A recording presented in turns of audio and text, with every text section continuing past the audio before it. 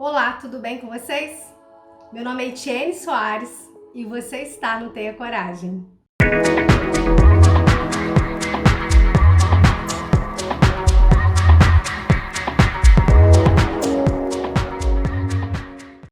Um dos maiores desafios que pais, educadores enfrentam é justamente ajudar a criança a manejar suas próprias emoções.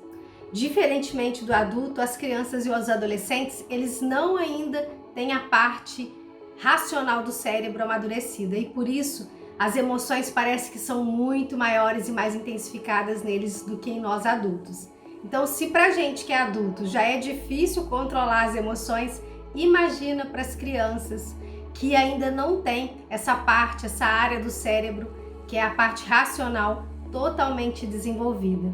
Então, diante disso, cabe a nós adultos ajudar as crianças a desenvolver essa inteligência emocional. E é a partir de quê? É a partir da alfabetização emocional. A criança ela precisa ser alfabetizada em relação às emoções. Muitas vezes a gente nem sabe disso, tem pessoas que não sabem disso e por isso que eu resolvi fazer esse vídeo. Então, o fato da gente achar que a criança, a partir do momento que ela consegue falar, ela já consegue expressar as emoções dela, falar do que ela sente, assim, isso não é verdade. Às vezes nem a gente sabe o que a gente está sentindo, imagina a criança. Então, cabe a nós alfabetizar emocionalmente a criança. Às vezes ela está sentindo raiva, só que ela não sabe nomear a raiva. Então, nós é que temos que mostrar para ela, explicar para ela perceber no corpinho dela como é que ela se sente, né? Então a gente nomeia para a criança o que ela tá sentindo, né? Então eu tô vendo que você tá muito nervoso, muito irritado, porque eu não quero deixar você assistir o seu filme à noite, porque isso já foi um combinado que a gente fez, que a gente não vai assistir filme à noite, porque isso atrapalha no seu sono. Então eu tô vendo, eu tô percebendo que você tá irritado. E tudo bem você ficar irritado, mas não tá tudo bem você atirar, por exemplo, o livro da mamãe longe porque você tá irritado. Então a gente valida a emoção da criança, mas a gente às vezes não vai validar o comportamento. O problema é que às vezes a gente fica tão descontrolado também com o comportamento inadequado da criança, a gente se sente tão desafiado que a gente acaba o quê? Tomando uma atitude de repreender a criança. E quando a gente repreende a criança, a gente não ajuda ela a desenvolver a habilidade para lidar de uma forma mais assertiva com aquele sentimento, com aquela emoção que está sendo desafiadora para ela.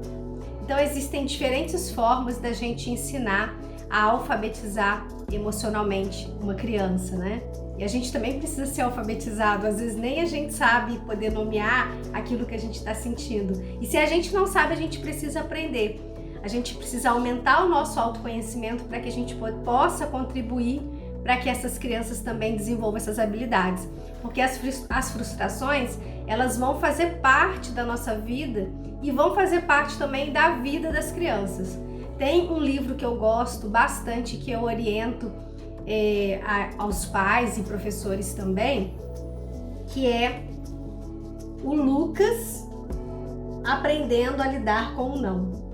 Então, esse é um livrinho que é cognitivo-comportamental, né? Quem escreveu foi a Edilene Bellini. Então, ela é uma psicóloga, terapeuta cognitivo-comportamental.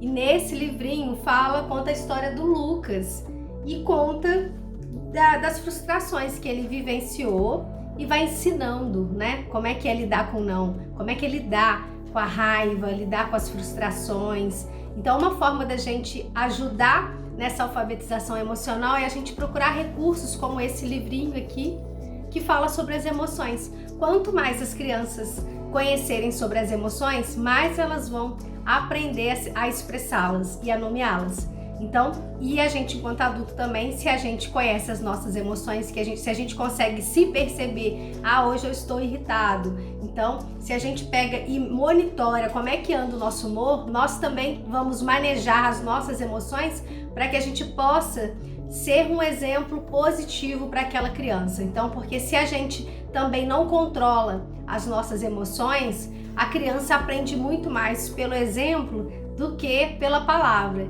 Então, se eu pego e quando eu fico nervosa eu bato a porta, eu estou ensinando a criança também que é natural, é normal, que quando eu ficar nervoso também pode bater a porta. Então, a gente pode ser um bom exemplo e a gente pode ser um mau exemplo. Quanto mais conhecimento a gente tiver a respeito das nossas próprias emoções, mais a gente vai conseguir ajudar as crianças. Então, fica a dica aí para você ajudar o seu filho ou o seu aluno na alfabetização emocional. Até o próximo vídeo!